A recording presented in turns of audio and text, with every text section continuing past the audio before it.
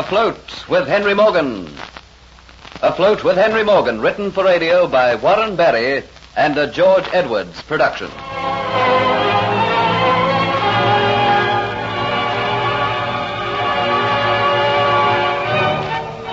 Dolores, masquerading as Sir Thomas's kinswoman, Antoinette de Lacy, induces Geoffrey Hunter to fall in love with her, so that he will tell her Henry Morgan's immediate plans. He tells her that Morgan intends raiding a town on the Nicaraguan coast and is only awaiting official particulars before sailing. Dolores realizes that the time is running short, so she contacts Diatz to impress upon him the urgency of stealing the Aztec necklet. When Diatz learns that Geoffrey is the only one who knows of the hiding place of the necklet, he vows that it will be upon Geoffrey that Morgan's wrath will fall. I care not what Morgan thinks or whom he trusts. All I want is the Aztec necklet and to trap Henry Morgan. You could not have any idea just how much it means to me to know that Hunter will get the blame of taking the necklet. No matter how much he protests innocence, Morgan will never believe him. And when I disappear and go back to Cuba, Morgan, knowing how friendly I have become with Hunter, will have his suspicions turned to certainty. But Morgan might get the news for which he is waiting at the moment. We have not got much time. But how to find the hiding place? Couldn't you get Hunter to tell you? No. He has told me all I have learned without realizing it. But if I should question him about the Aztec necklace, he would notice my interest, and that is something I don't want. How is it that you have got Hunter to tell you so much? That is too simple. You men are all such fools. A woman, she gets demure and helpless, appeals to a man for his aid, and soon she has a man at her feet. You have got Hunter in love with you? If I expressed the wish, he would swim to Cuba for me. How his sincerity sickens me. How at times I long to break away from the demure role of Antoinette de Lacy I am playing and laugh in his stupid face. He was so stupid. How I hate stupid men. And it was all so simple. I'm not interested in your feelings for him. All that interests me is his feelings for you. So he is in love with you, eh? Well, that pleases me very much. How can that concern you? Have you forgotten the reasons I gave you for my hating Hunter? He took from you the place you had aboard the ship. And he took from me the woman I want. And now he's in love with you. This woman, she will not like that. She will be mad with jealousy. The woman you want to take back to Cuba with you. Yes. But when she knows about you and Hunter, it will be so very much easier. How will you get her to believe in it? I will tell her. You are not clever. You are like all men. Do you think she will believe that? Then you must help me. Tell me, when will Hunter be coming here? I don't know. He is busy provisioning the ship, as you well know. The next time you are expecting him, you send word for me. So? And when he comes here, take him out into the garden. Make sure he makes love to you. That'll be sufficient. I think I understand. Yes, that is simple enough. Good. And now to talk more of the Aztec necklet. Have you any idea as to how we can discover the hiding place? Is there no chance of you finding out from Hunter? None at all.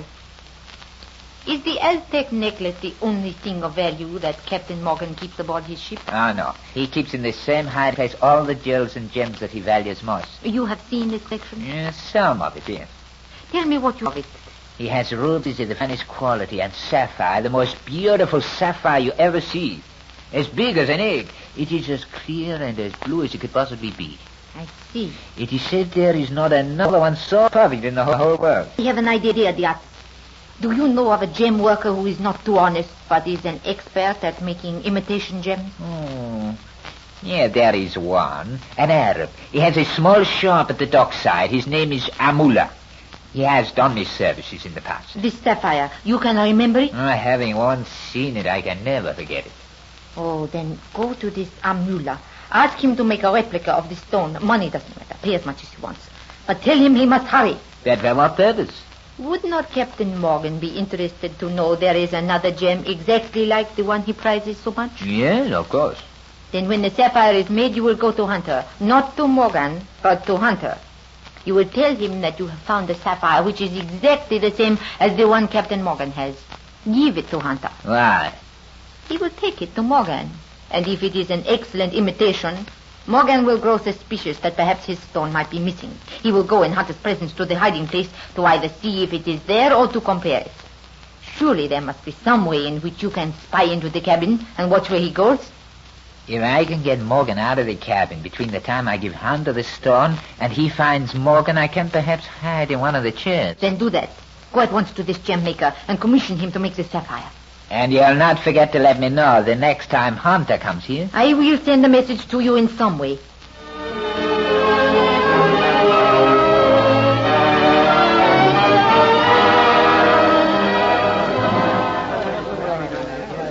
You got time to talk to me, Kitty? Don't you come worrying me tonight, Diaz. I'm not in the mood for the likes of you. Maybe you're really worried, eh? Maybe you're not see Jeffrey Hunter for a little time, eh? Forget about your business before I lay you cold with this pewter mug.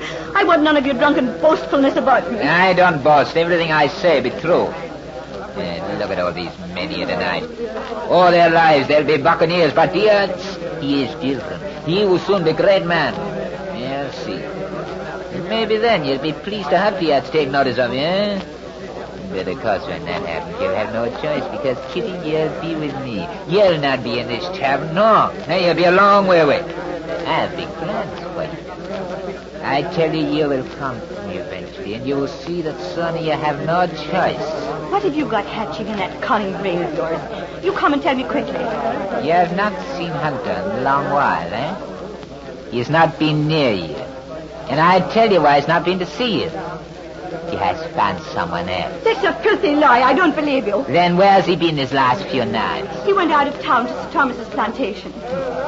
That was only for one night. What about since he came back, eh? Well, I'll tell you where he's been. He has been in the warm embraces of Antoinette de Lacy. Oh, take that for your lying. You will be sorry for doing that. But it will wait until you are away from here with me, and there's no one to come to your aid. And Hunter's worthless body has been thrown into the harbor with a knife in his back. You lie, Diatz, you lie.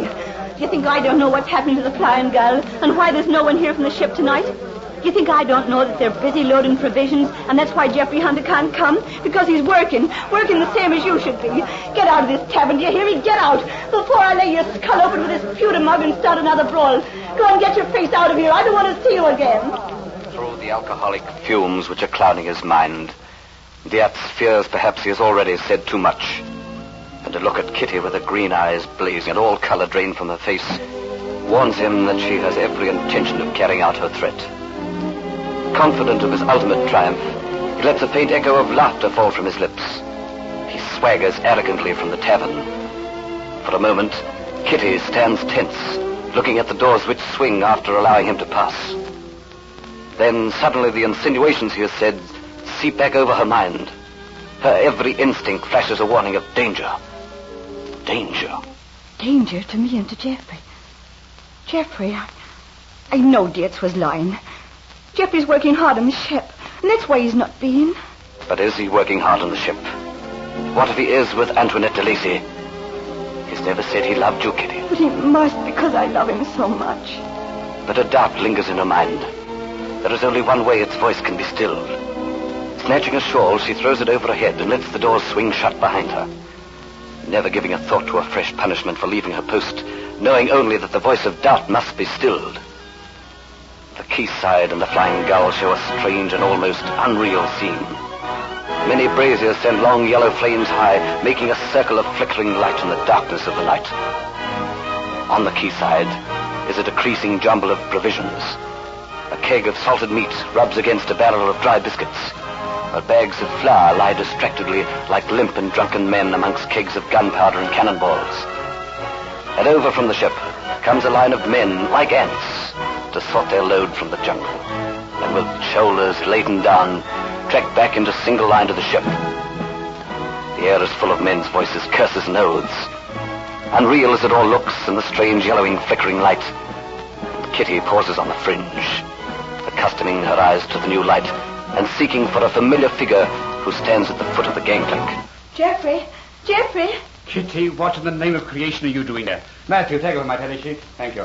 See the men are kept moving. Kitty, what are you doing? I had to come. Please forgive me, Jeffrey, but I've not seen you for so long. Take a look about you, Kitty. See the work that has to be done. Well, I knew that was what was detaining you, but that isn't the only reason why I've come. There's trouble brewing, and I'm afeared. What are you frightened of? It's Diatz. Tonight he came to see me and he said some vile things about you. Things I knew which couldn't be true. What sort of things? About your being in love with Antoinette de Lacy, but I won't believe it. But that was not all he said. Oh.